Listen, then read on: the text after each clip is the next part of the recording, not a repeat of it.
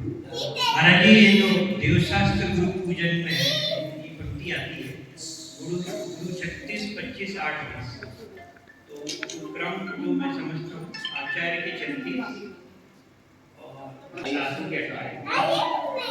तो सर वो ऐसा उपाध्याय की तो ज्यादा होना चाहिए। बहुत बढ़िया, बहुत सुंदर पंक्तियां बोली उन्होंने। बोला से किया था, जब कभी प्रसंग आता है गुरु की महिमा का, हम सभी ने भी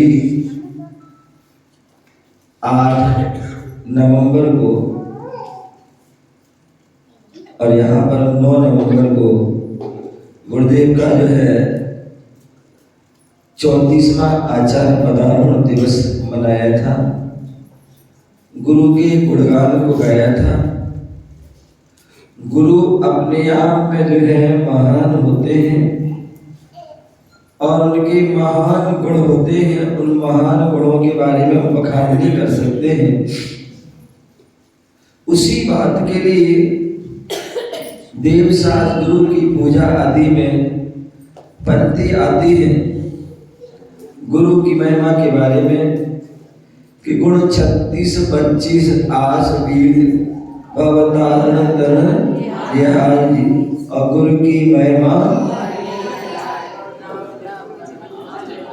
तो ये जो है पंक्तियां हैं और कई बार हम लोग क्या करते हैं, पूजा करते हैं और फिर लोग इसको पढ़ लेते हैं, लेकिन इसके शब्द को, इसके अर्थ में हम नहीं जा पाते हैं।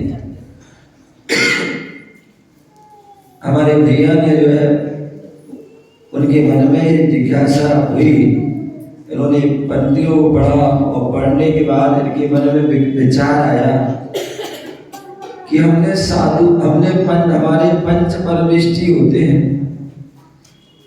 क्या होते हैं? पंच परमेष्टि होते हैं।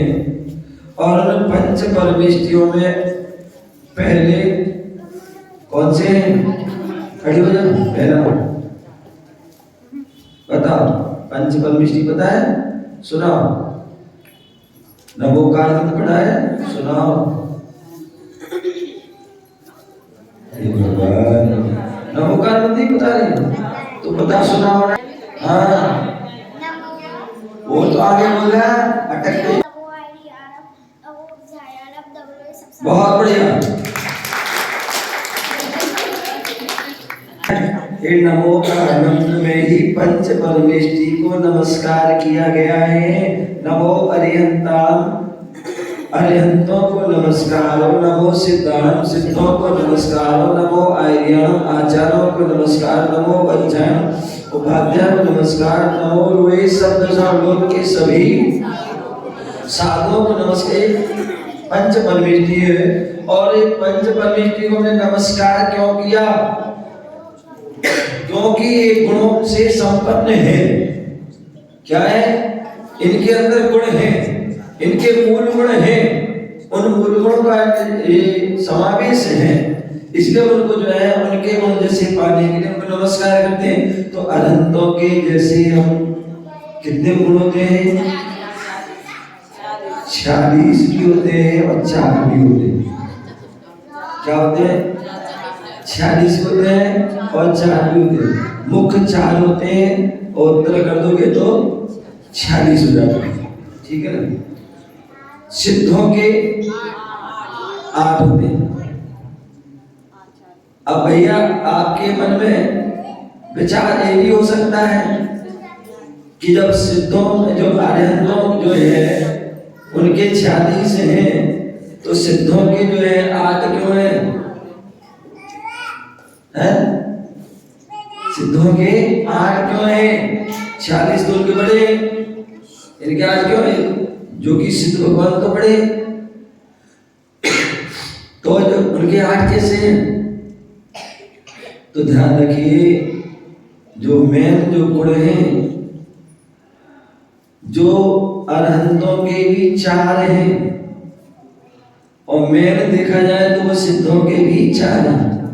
जो आत्मा से जुड़े हुए अनंत चतुष्टय हैं जिसका आत्मा से संबंध है, ऐसे मुख्य रूप से जो है वो चार ही है, वो सिद्धों के भी चार है और अनंतों के भी, ठीक है ना। तो इसलिए वो तो सेम।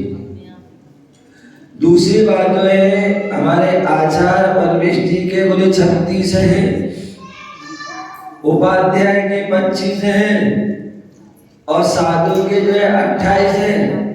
तो बोले साधु तो छोटे होते, उपाध्याय बड़े होते हैं, तो साधु के 28 हैं और उपाध्याय के तो ज्यादा होना चाहिए। तो इनके कम क्यों है भैया? उनके कम नहीं है, उनके ज्यादा हैं। आपको पता होना चाहिए उपाध्याय कौन बनते हैं? उपाध्याय जो साधु बनते हैं, ठीक है ना। उपाध्याय बनते हैं, साधु बनते हैं। और साधु जो कौन होते हैं? साधु कौन होते हैं? तो साधु जो 28 मूल गुणों का पालन करते हैं वो साधु होते हैं, ठीक है ना। तो जो उपाध्याय है वो भी साधु है, तो इसलिए उनके 28 तो है ही, इसके अलावा जो है उनके क्या है 25 जो है जो उपाध्याय पद के जो है 11 अंग और 14 पूर्व, ये जो है उनके विशेष हैं। तो इसलिए 28 में 25 और जोड़ दो, 53 होते। उसी प्रकार अब आप कहोगे उपाध्याय के 53 हो गए, तो आचार्य के 36 लेके कम हो गए। तो ध्यान रखिए आचार्य भी मुनि है। क्या है? आचार्य भी मुनि है, तो इसलिए 28 तो कंपलसरी है ही है, ठीक है ना। इसके साथ साथ 36 भी है, और यदि देखा जाए तो 25 भी उनके पास है। क्यों?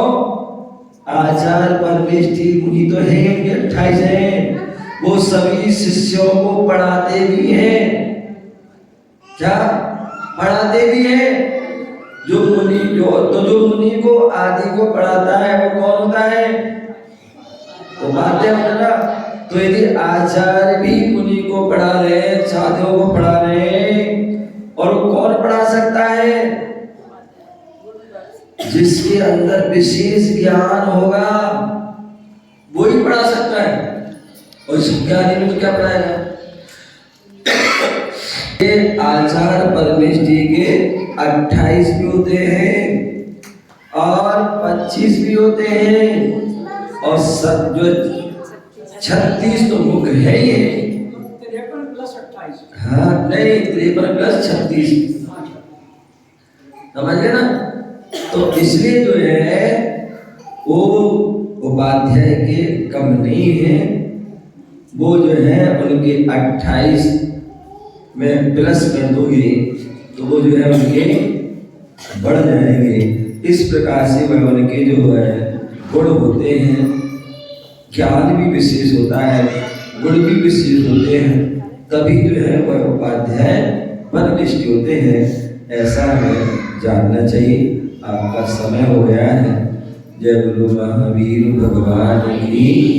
फिर बैठेंगे कल सभी लोग, थोड़ा और जल्दी थोड़ा आएंगे, ठीक जो है 6:30 बजे आपको बोला है, उसमें आए।